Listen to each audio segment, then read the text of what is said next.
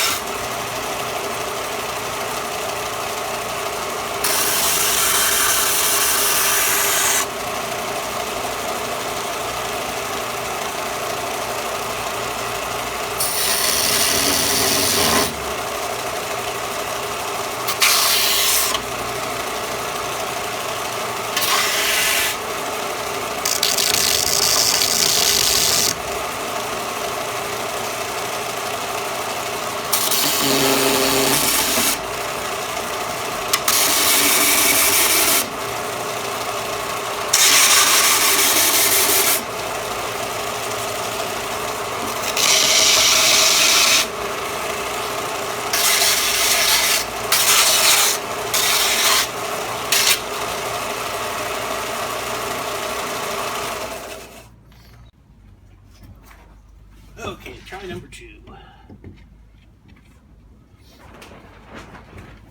On our marks. Ta-da! Sits right in there nice.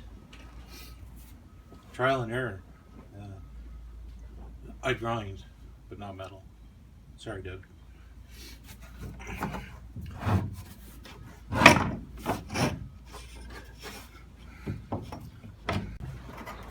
There you have it, another frame ready to go in. I'll just prep my tape, make some glue, and we'll be back in a bit.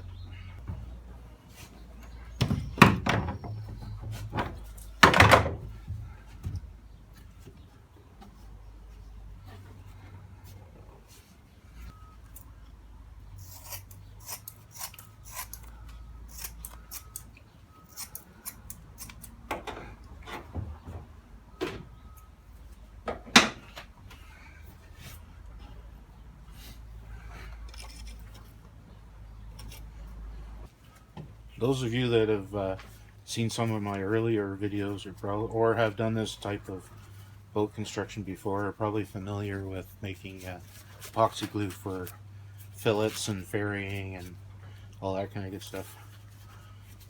There's no real mystery to it. It's epoxy with a filler. There are different types of fillers depending on who you're buying your epoxy from and what method you've chosen. I use wood flour, primarily wood flour and silica thickener, just to keep it from flowing out of the joint. You'll see it come together pretty quick once all the ingredients are here. This is a small batch that I'm making up, just enough to fillet that frame. You almost always make a little more than you need, so I've always got a bailout spot where I can go and use up my extra goo so it doesn't go to waste. That being said, let's get to it. This batch is about a cup of wood flour. Just need a little bit of silica. This stuff is dangerous. Don't breathe it in.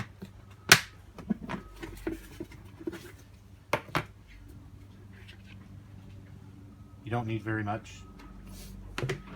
1/4 of a cup. That's about 1.5 cups of wood flour and 1/4 cup of silica thickener. I don't have a recipe I don't stick to it, but that's what it's going to be. And I put it in the wrong container, so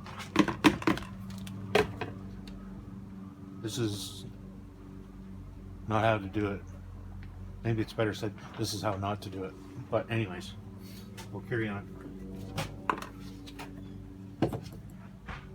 This is our old reliable epoxy pump. It's called the Sticky Stuff Dispenser. I think it's made by Michael Engineering and is sold through Ductworks BBS.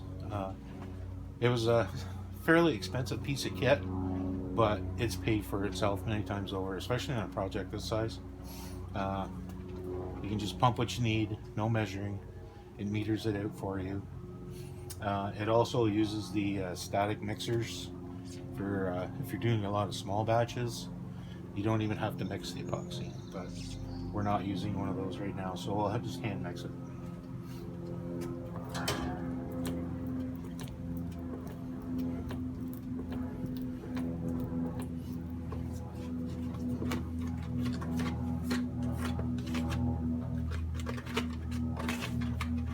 Every pump at the handle is about 1.25 ounces of epoxy and hardener. This is a 2-to-1 ratio epoxy from bateau.com. I've used this epoxy almost exclusively from the beginning, and it's very, very good.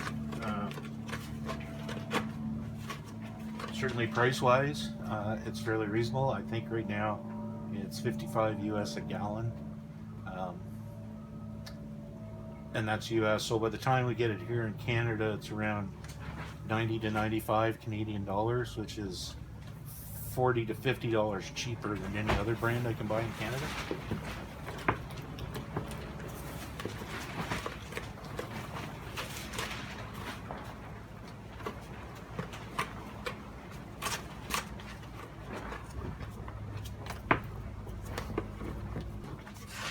We're looking for almost a peanut butter consistency.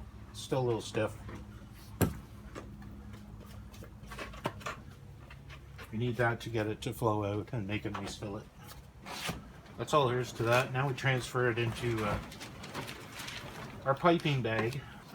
Easiest way to do that is with a squeegee.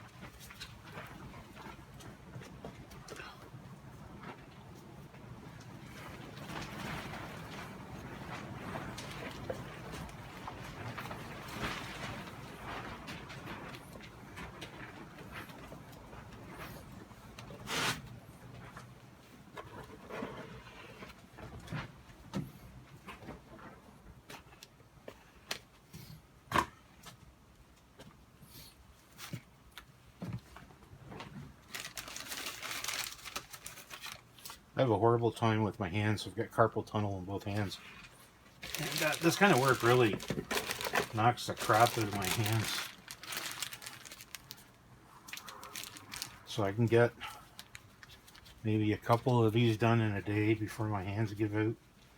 I'm just mixing in some of the stuff that was in the bag. But rather than tie the bag off, I use these cheap zip ties. They work really well, and they're cheap. Or I could sit here and frig with trying to tie a knot in the bag for 10 minutes while the glue kicks off.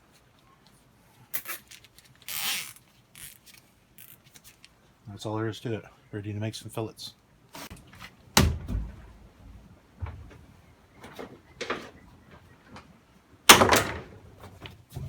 This is my favorite fillet tool. It's one of those cheap plastic drywall putty knives. Just round it over with a sander. Works good. The epoxy rolls off of it and doesn't roll up on it.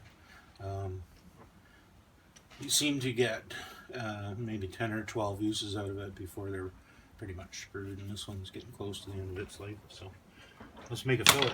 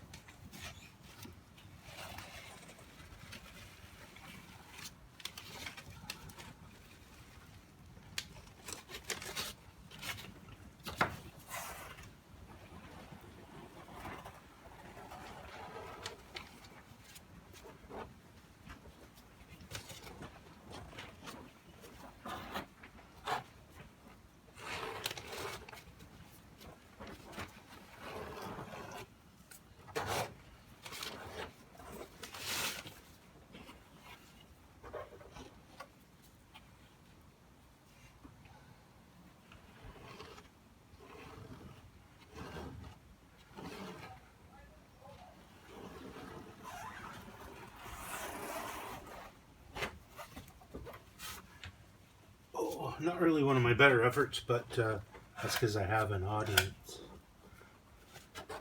Performance anxiety. I think that's what they call it, but yeah, I think this one will work.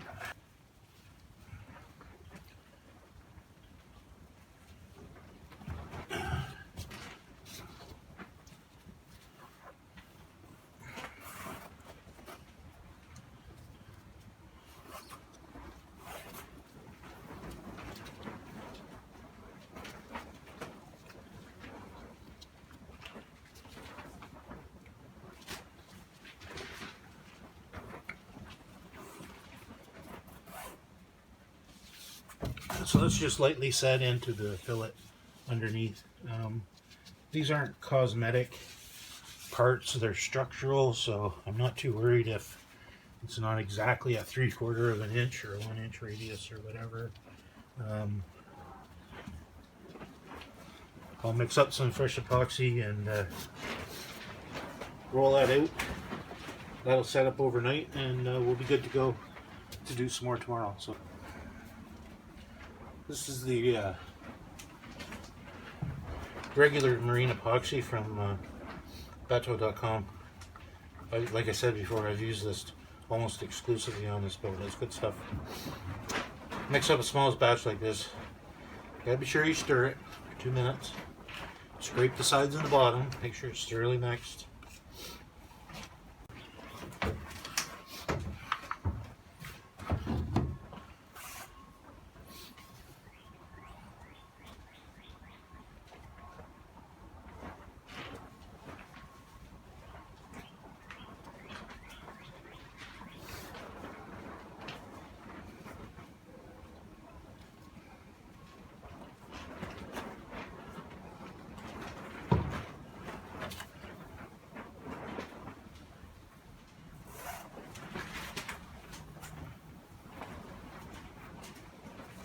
Generally on these small fillets and small tape jobs, I stick to the chip brushes. I've seen some people will actually trim them off, make them a little shorter and a little stiffer, but I found that using the, if I want to use a Bondo squeegee, it likes to drag the tape around too much, so for this type and size of job, chip brush is perfect. And just take your time, work it in. It takes time for the glass to soak up the epoxy.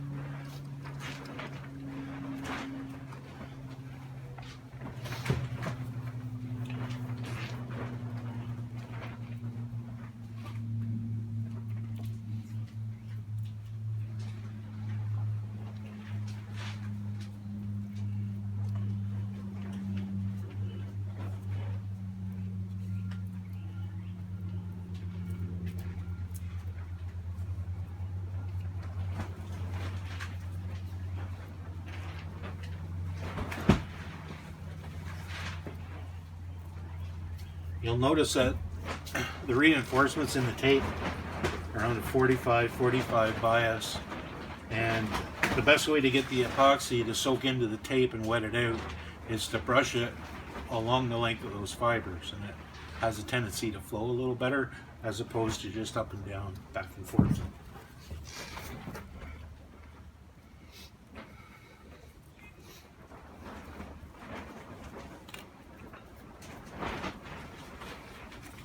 You can pre-wet your tapes. It's one of the things I considered doing today to show Stephen, but on just one small job like this, it's a bit of a pain. But if you've got 2 people working together, taping together, one guy mixing and wetting them out, the other guy filleting and laying in the tape, it would really make this a little job as opposed to a fairly large job for one person.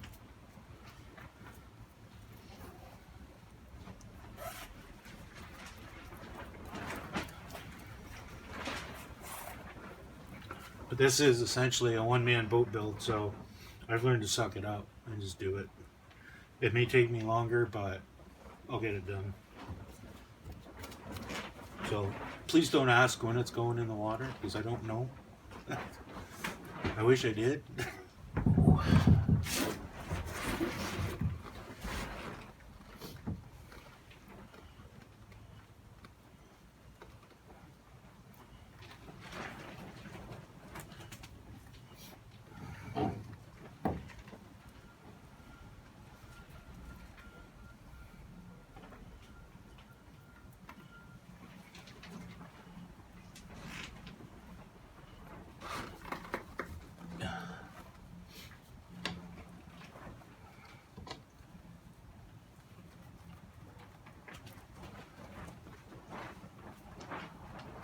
Sometimes some parts of the tape just do not want to wet out.